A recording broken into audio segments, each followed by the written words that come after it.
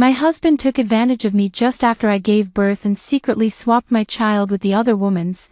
I took the chance when they weren't looking and swapped the kids back. When the apocalypse hit, I hid with my son in a safety fortress I had prepared in advance, living in peace like in a paradise away from the world. My husband and the other woman used the child to threaten me, demanding I give up the fortress. If you don't give up the fortress, I'll strangle your real son. I gently rocked my son to sleep in my arms and raised a glass of wine to them, saying, "There are many beasts in this world, but none are as vile as you two." I was reborn. A month before the apocalypse arrived, the heart-wrenching pain made me snap awake, weakly glancing at the nurse bringing me my son, remembering that in my previous life, I never got to hold him until I died. My heart ached and tears fell. Based on the timeline, I knew that his other woman, Chin-Chi, was at this hospital too. This was my husband, Shinhai's plan from the start, to swap my real child with his and Chin-Chi's son. They wanted me to raise their child, while they sent mine to the countryside. A month later, the apocalypse came, and I was the first victim. After I died, I discovered the truth. My resentment was so strong that heaven gave me a second chance. This time, I would make them all pay. Just like last time, Shinhai took my son to go out for a walk. Actually, Chin-Chi lived next door. When he came back, I found out my son had been swapped. This time, I noticed a small red birthmark on the back of my son's ear, shaped like a tiny heart, but now, that mark was gone. I said nothing, pretending I didn't notice, and carefully fed him. Seeing that I hadn't suspected anything, my husband left in peace. As soon as he was gone, I grabbed his illegitimate child and followed him. Sure enough, he took Chin-Chi out to dinner, leaving my son all alone in the crib. I immediately swapped the two children back.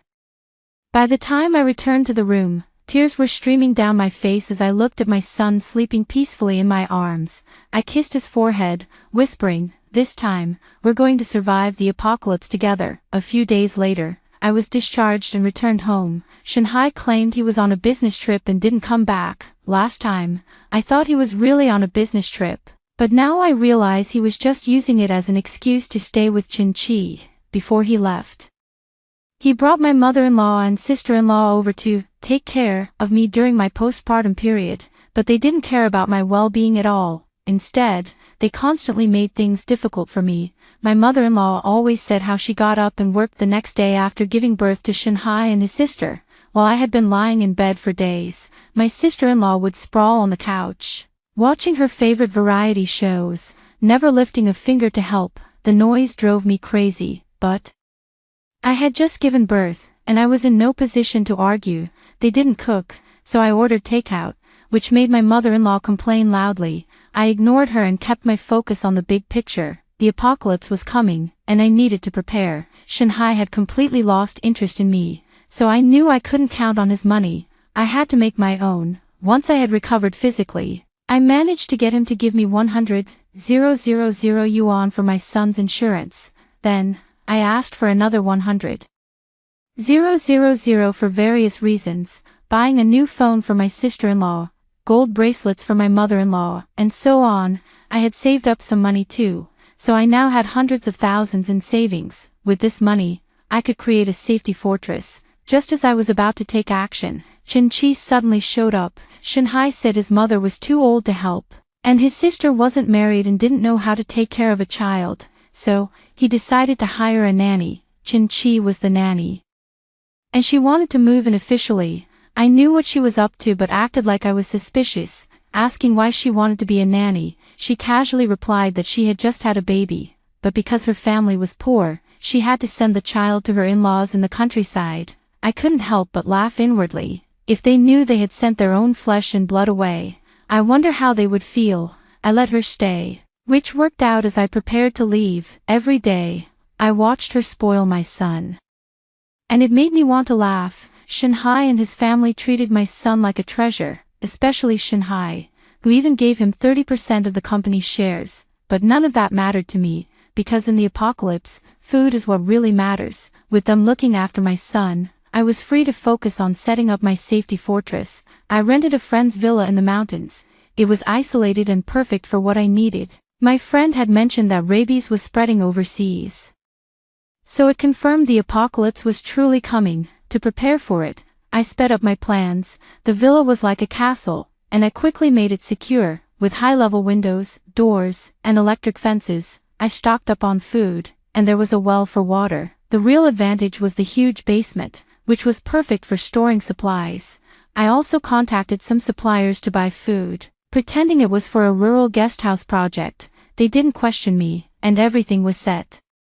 The apocalypse was only about 10 days away, and I had everything ready. When I was almost done, I hurried home, worried my son was hungry. As soon as I entered, I heard a crash, a cup shattered at my feet, and I jumped in shock. Inside the room, besides my mother-in-law's twisted face, there was also a burly man. When I saw his face, I froze, shaking all over. It was Chin Tian, the man who had killed me in my past life. During the apocalypse, when we were trapped at home with no food, and zombies were outside, he suggested killing me. He dragged me into a room, raped me, and then dismembered my body. Even now, I still remember the pain and humiliation from that moment. My so-called in-laws had watched it all, secretly relieved that they were still alive. I didn't dare to look at him, but I could feel his cold and vicious gaze on me. Luckily, my sister-in-law came out of the room and threw herself into his arms, wrapping her arms around his neck.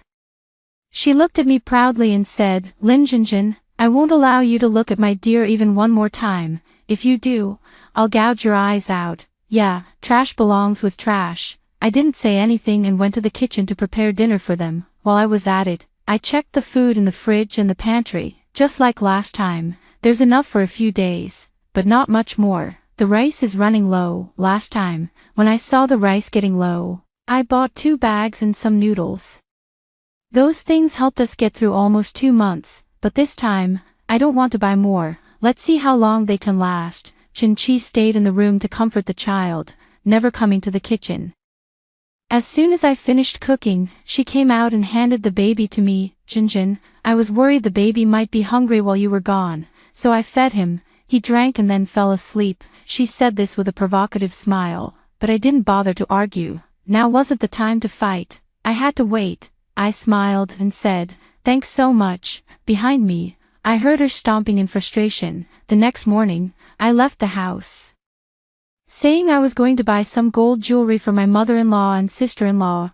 My mother-in-law was angry at first, but when she heard that, her face lit up with pleasure. She said, "You're really tough, huh? Already out partying after just half a month. Come back early and make lunch." I quickly nodded and promised to serve the family well. She was satisfied and nodded her approval. I turned away and smirked. If everything went well with the villa today, I'd move out in 2 days, all morning. The things I bought were delivered. To avoid exposing the basement, I had them leave everything in the living room, right by the door to the basement. After they left, I checked to see if I had missed anything. Apart from the usual food, I bought formula and diapers, enough for my son for the next 3 years. I also realized I needed some crossbows and staple guns, so I bought lots of vegetable seeds, cucumbers, eggplants, peppers, loofahs, various greens, and beans. This way, I could grow my own food in the villa's yard. I wasn't sure how long the apocalypse would last, but I had to plan for the long term. Looking at the small swimming pool in the yard, I suddenly had an idea and ordered hundreds of fish. Since I had the fish, I also ordered chickens and ducks, 10 of each. I didn't bother with geese. I still had bad memories of running from them when I was little. Time was getting late, but I still had to wait for the afternoon deliveries. I quickly ordered takeout from my mother-in-law and sister-in-law and called her to say I hadn't found anything suitable yet and would continue shopping. She couldn't hide her joy, but scolded me for being cheap, saying I was already thinking about partying again. She warned me that if I dared to cheat her son, she'd kill me. I comforted her a little and hung up. When the afternoon delivery arrived, I bought 2 gold necklaces from a jewelry store and 2 similar fake ones from a street vendor. I kept the real ones for myself and put the fakes in a box with the receipt to give to my mother-in-law and sister-in-law. They're good at switching things around. If they can swap my son, a necklace swap shouldn't be a big deal, right? When my mother-in-law and sister-in-law saw the necklaces, their eyes lit up. They kept looking and touching them, finally putting them in the box. My mother-in-law said she'd wait until my sister-in-law got married to wear it and show it off. My sister-in-law happily said, Gold's so expensive now. You're really good to me, sister-in-law." My mother-in-law's face darkened, and she sarcastically said, "Where's the goodness? It's your brother's money. If you want to thank someone, thank your brother." I didn't argue and took the baby from Chin-Chi to my room. Chin Tian had already left. The house was too small for all of us, and last time, Chin Tian stayed because the neighborhood was suddenly hit by a zombie outbreak. Thinking of this, I quietly asked a friend how things were abroad, but after a long time, I still hadn't gotten a reply.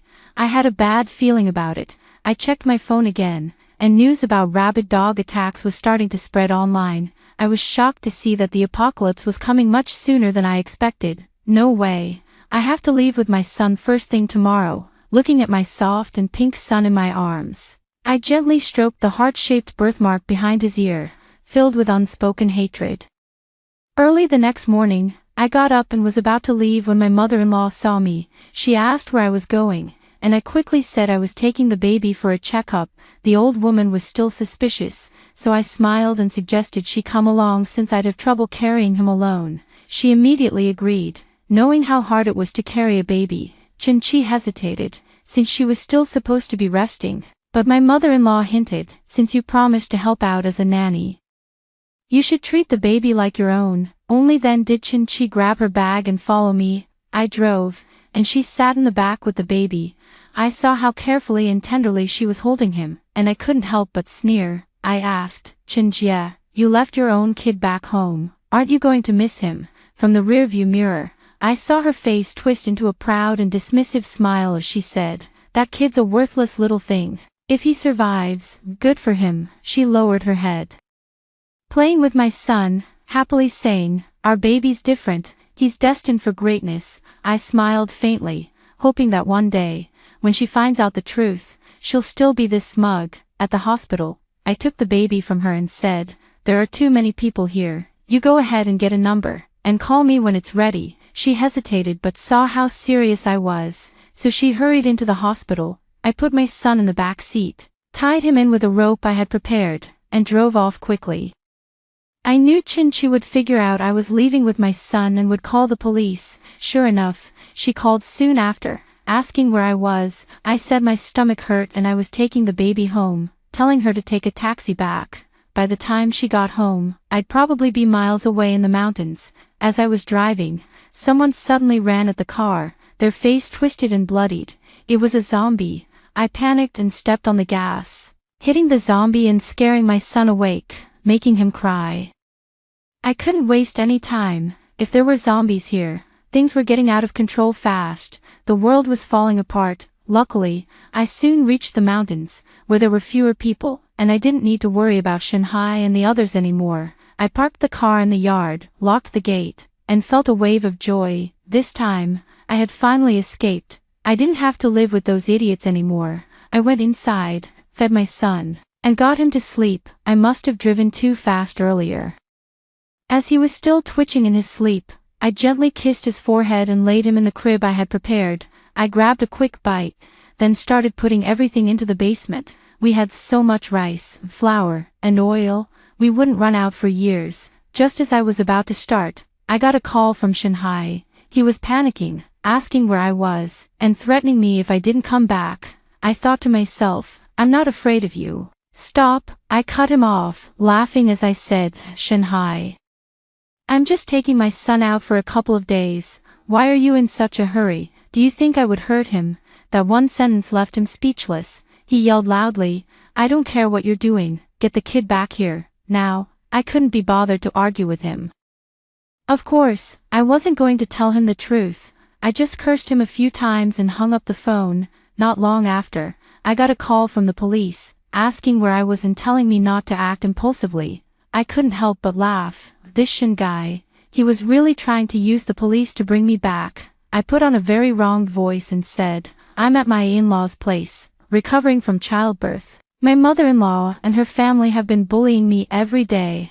I just got home from the hospital, and they're forcing me to cook and take care of them." I even started crying a little to sound more convincing. Then I told them seriously, "I'm staying at a friend's place for a few days to clear my head. I just hope you all have some compassion and let me rest in peace." The police, hearing me like that, could only offer me some comforting words, telling me to take care and return when I felt better. Of course, I wasn't going back. The apocalypse is coming, why would I go back to die? I wonder if Shanghai was losing his mind, but I was in a good mood. The zombie virus was already spreading, a week earlier than last time, and it was spreading fast. In just one night, it had spread across the country like wildfire. As for how the virus was controlled and finally wiped out, I died too soon to see it, but this time, I was sure I'd be one of the first to see the light of day. After spending the whole day, I managed to move everything into the basement. The basement was well equipped, with a bathroom and even a small kitchen. Looks like it was originally designed as a separate living space. I locked the basement door from the inside. No one above could get in, so even if zombies attacked, I could hide down there. This was my last fortress. Once that was done, I decided to start planting vegetables in the yard. Having lived in the countryside for so long, farming was a piece of cake for me. While I was busy, I suddenly heard a car outside. Could someone be here? I quickly closed the gate and made sure the walls were opaque. I ran upstairs and used binoculars to see. I noticed that the nearby villas were starting to have people move in. It seemed they also thought the outside world was too chaotic and were coming here to take refuge, especially the house next door. They not only came back, but brought several servants with them. They also brought a lot of food, truckloads of it. They parked the truck by the wall, and after a group of people went inside, they chatted and laughed. It was lively, but I preferred peace and quiet. As long as my son was safe and sound with me, that was all that mattered. The house not only had great soundproofing, but also blocked light well. When I closed the curtains, no light could be seen from the outside. In the apocalypse, the scariest thing wasn't the zombies, but people's hearts. It made it look like an empty house, effectively lowering the risk of attracting attention. I was glad I didn't raise roosters. Otherwise the crowing in the morning would give me away. My house was in a unique spot. I could see the yard of the nearby house, but their house was positioned farther back. Even standing on their roof, they couldn't see my yard. That way, my chickens, ducks, and vegetables wouldn't be exposed. On the third day after I moved in, the outside world had completely descended into chaos. Just like last time, it came a few days earlier. Luckily, I left in time. If it had followed the same timeline as last time, I'd have been stuck in that house. I quickly opened the security footage on my phone. I'd been too busy these past few days to check it, and now the notification sound was going crazy, especially in the neighborhood group. It was a disaster. Thousands of messages. I didn't even bother looking. It was just people discussing the zombies and spreading rumors. When I opened the home security footage, I couldn't help but smile, just like last time. Chin Tian was stuck in that house. This time, without me around, I was curious how they were going to survive the apocalypse. I calculated that their rice, noodles, and cooking oil probably wouldn't last much longer. They'd probably run out in a few days. By then, even if they dared to go out for food, they wouldn't be able to get anything. Life was pretty comfortable now. Every day, all I had to do was eat, drink, and take care of my son.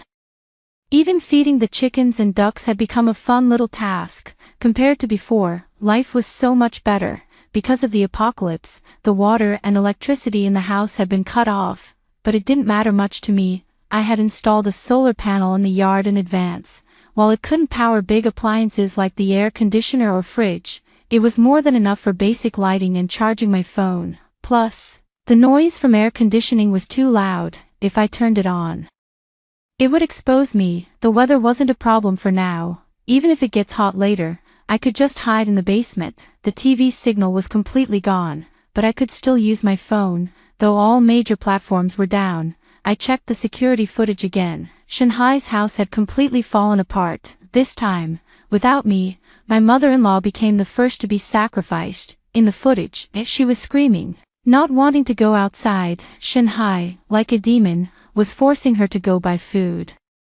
telling her not to come back if she didn't. Hearing my mother-in-law's cries brought me a strange sense of satisfaction. Last time, she was much harsher when forcing me to do things. As soon as my mother-in-law was kicked out, she ran into zombies. She banged on the door like crazy, and her terrifying screams came through the footage, making my head spin. Finally, her screams stopped, and I could faintly hear the breathing sound of zombies. That was the distinctive sound they made.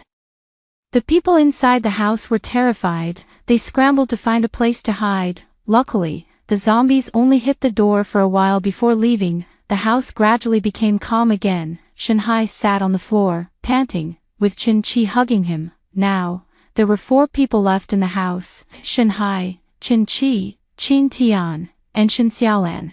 Among the 4, Qin Tian had the most power. He had already become the master of the house after my mother-in-law passed away. He told Shanhai and Qin-Chi to go out and search for food. Shanhai turned pale, and Qin-Chi was trembling all over. Qin Tian sneered and said, "If you don't go out for food, are you planning to let me starve to death?" In a panic, Shanhai pulled out his phone, desperately saying, "I'll call that bitch Lin Jinjin right now and have her send us food." Shin Xiaolan and Qin-Chi both urged him to hurry up and call me. Soon, my phone rang. Shanhai was trying to sound calm, his voice high-pitched like a eunuch, asking where I was. Even without seeing the footage, I could tell something was off. When things go weird, there's always something wrong. I told him I was at a friend's place, and with zombies everywhere, I probably couldn't come back anytime soon. Shanhai asked if we had food. I laughed and said, "Food? Sure, we've got food. Not only do we have food, but there's also plenty of cured meats and sausages." With that, I hung up and immediately called him on video. In the video, I deliberately aimed the camera at the food on the table. There was rice, steamed cured meat, stir-fried vegetables, and even Christian carp soup. The people on the other side were practically drooling. Shanhai swallowed and said, "Honey, could you please send us some food?" I replied, "No way. There are too many zombies outside. I'm afraid if I go out, I won't be able to come back." Shanhai's expression was conflicted for a long time. It looked like he had made up his mind. He gritted his teeth and said, "Then send me your location, and I'll come find you." Let him come find me. What a joke. So, I smiled and said, "That's not going to work. We don't even know when this apocalypse will end. The more people, the more mouths to feed." I said that on purpose, knowing Qin Tian was right next to me, his eyes dark and cold like a snake in the shadows. Before Shanhai could say anything more, I turned off the video and switched back to the surveillance footage. Sure enough, Qin Tian slapped Shanhai hard, knocking him to the ground. Shanhai didn't dare fight back. Qin Tian yelled, "No matter what it takes, we need food, or we'll all die here." Just as I was about to see what they would do next, the screen suddenly went black, probably a power outage on their end, and the backup battery in the camera ran out. But that's fine, I didn't need to worry about them, just focus on my own life. Trust me, after all the suffering I went through in my past life, they're going to face even worse. But my life didn't stay peaceful for long. Maybe this place is remote, so zombies aren't coming yet, but the neighbors were getting restless. The house next door had knocked on my door several times. Luckily, my yard wall is high, with barbed wire on top, and the gate is secure with no gaps. Although they couldn't get in, it made me more alert. While my son was asleep, I set up the crossbow and nail gun I had bought earlier, putting them in easy-to-reach spots. If anyone comes in, I'll just aim for the head. It's a good thing I was on the school shooting team before and even won a few prizes. I can't say I'm 100% accurate, but I'm at least 70 to 80% likely to hit. But plans rarely go as expected. Before the neighbors could make a move, zombies were already here. I stood by the window on the 3rd floor and saw about a dozen zombies stumbling around outside. Their low growls sent chills down my spine. Luckily, it was daytime, and the sun was strong, so the zombies moved slowly. But I didn't dare relax. I thought, this place is so isolated. How could so many zombies show up? There are only a few families here.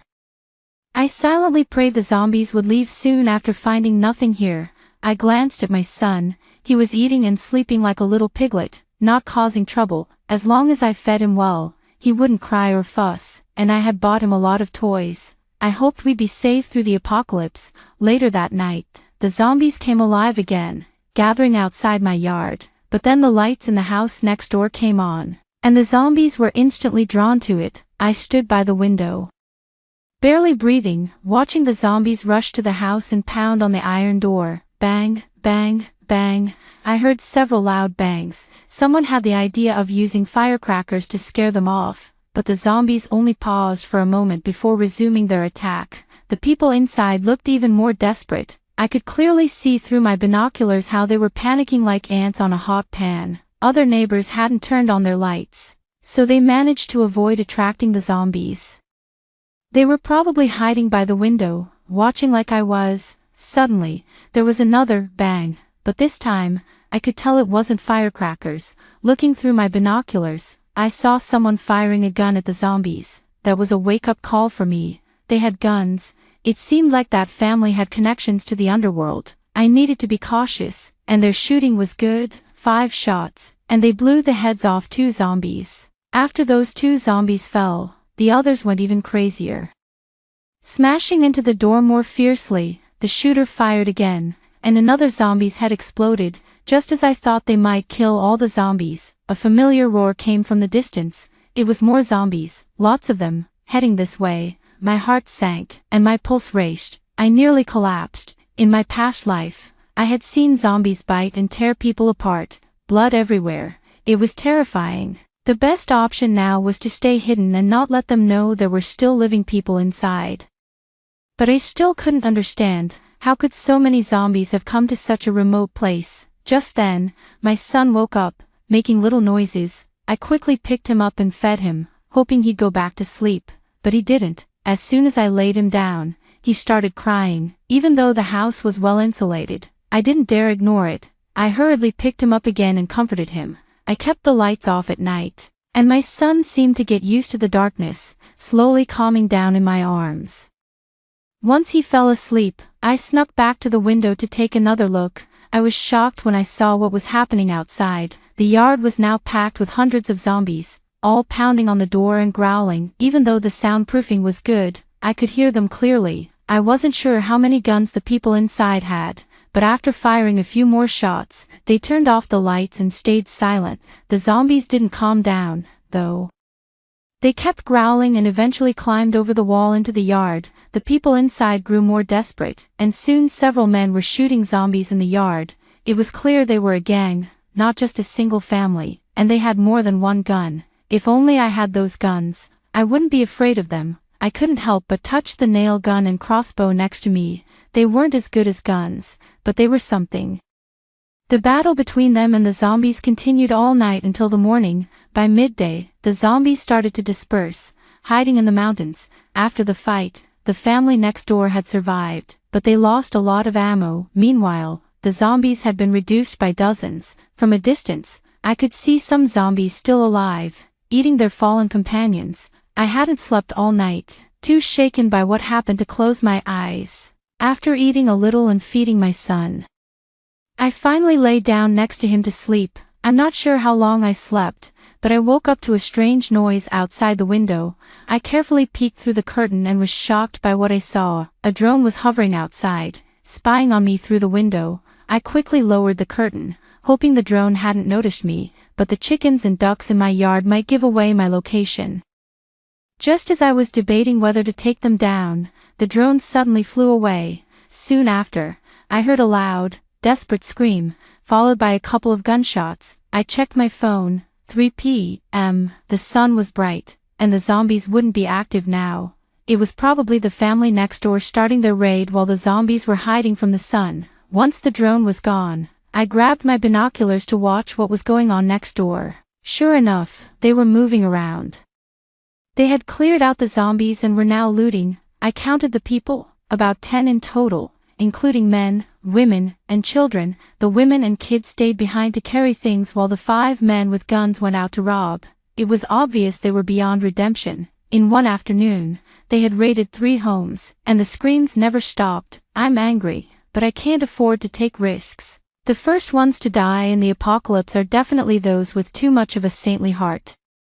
Forget about whether I can beat them or not. Even if I could fight, what would happen to my son if I get hurt? If I'm going to die, I'll make sure I die protecting my son's safety. Maybe I've hidden myself too well, which made them think I'm not a threat, so they saved me for last. They came to find me 3 days later. In the meantime, they killed almost every family around us and looted their food and money, but the zombies didn't decrease. In fact, there were more of them.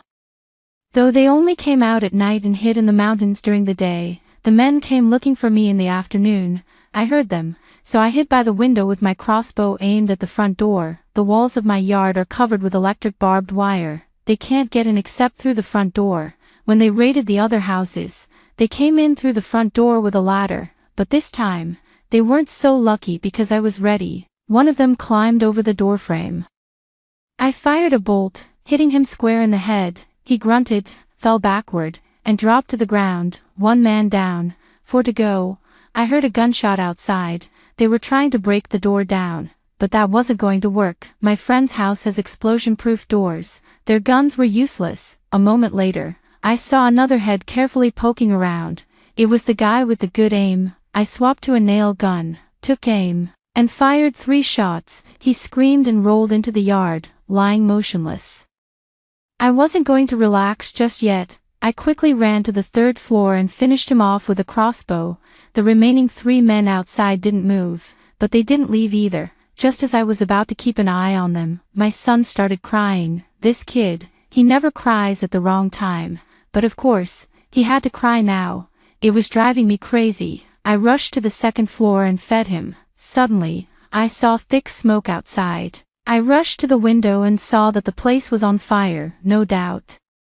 It was those 3 men trying to force me out, but they were out of luck.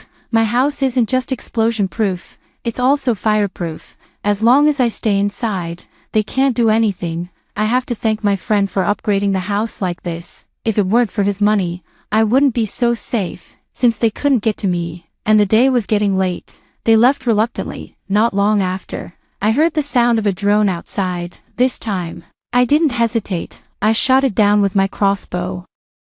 Night came, and the zombies gathered in front of my house again. I found it strange. Shouldn't they be gathering around the house of the violent people next door? Or is there something in my house that's attracting them? It made no sense to me. What was even stranger was that the zombies kept circling my house but didn't attack. If they did, the walls wouldn't hold up, even if I stayed inside. If a few hundred zombies attacked my walls day and night, I'd probably last only a short while. For a while, I felt uneasy, but the people next door didn't bother me anymore. The zombies still didn't leave. During the day, they hid in the mountains, and at night, they came near my house. Honestly, as long as they didn't attack, it actually felt safer. The people with bad intentions wouldn't dare come near. I could even sleep soundly at night. But that calm was soon broken. One afternoon, I heard shouting outside. It was Shanhai's voice. "Lin Jinjin, you bitch. Don't think I can't find you just because you're hiding here." Shanhai was here. I suddenly remembered our phones have location sharing. If he could get out of the neighborhood, he could track me. Charging the phone is easy, too. As long as he gets into a car, he can charge it. I went up to the top floor and looked out the window, just in time to see everything outside. There were several cars parked in front of my gate, and about 7 or 8 people standing there. Among them were the 3 men from next door. How did they get involved? Besides Shanhai and the 3 men, there were Qin Tian, Shen Xiaolan, and Qin Qi. Qin Qi was holding a baby. I was distracted by the sight when suddenly, Shanhai hung up the phone and called me on WeChat video. I answered, and he said urgently, "Lin Jinjin, open the door. We're right outside." That was the funniest thing I'd ever heard. When I smiled without saying anything, he got anxious. And the 3 men next door had guns in their hands. It looked like they were forcing Shanhai and the others. They probably tracked me down using the phone, but then were captured by the men next door. I heard one of the armed men whisper, "Didn't you say you could make her open the door? If you don't open it, you're all dead." Shanhai quickly said, "Lin Jinjin, open the door now, or I'll kill your son." He pointed the camera at the baby in Qin Qi's arms. The baby was skinny and dark, crying loudly like it was malnourished. Then, I looked at my own son, chubby and fast asleep. I deliberately said, "Shanhai, you're calling that monkey your son? Do I look like a total fool?" Qin Qi smugly said, "Let me tell you the truth. When you gave birth, I was next door. I switched our kids. This is your real son." Shanhai laughed evilly, his eyes gleaming. "Open the door now, or I'll strangle your son." Seeing their vile faces made me feel satisfied. I put my phone on a stand, slowly poured myself a glass of wine, and shook it at them. Shanhai, Chin-Chi, there are thousands of beasts in the world, but none are worse than you two assholes. Shanhai's face twisted with a vicious smile. I'll count to 3. If you don't open the door, I'll really kill him. Shanhai, would you really hurt your own flesh and blood? Lin Jinjin, I never considered that bastard my son. If it weren't for Chi-Chi getting tired, I wouldn't have let you raise him. I didn't get angry. Instead, I smiled and asked, so, you're not afraid I'll take revenge and kill your real son? Ha! Shanhai suddenly burst into laughter. My life's already hanging by a thread. I don't care about him anymore. Turns out, all that talk about fatherly love was just nonsense.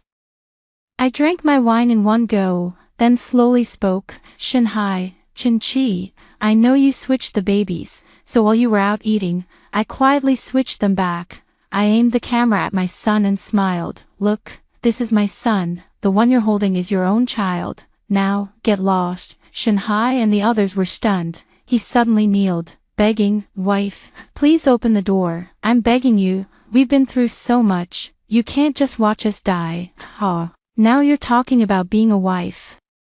Seeing me silent, he slapped himself hard across the face. The sound of each slap was so clear, it even hurt me through the screen. I gave him a cold smile and teased, Shanhai, honestly, I hate the other woman more than I hate you. As soon as I said that, he turned the camera toward Chin-Chi and slapped her across the face. You cheap woman, it's all your fault for seducing me, otherwise, how could I have done something wrong to my wife? I'll kill you and your bastard child.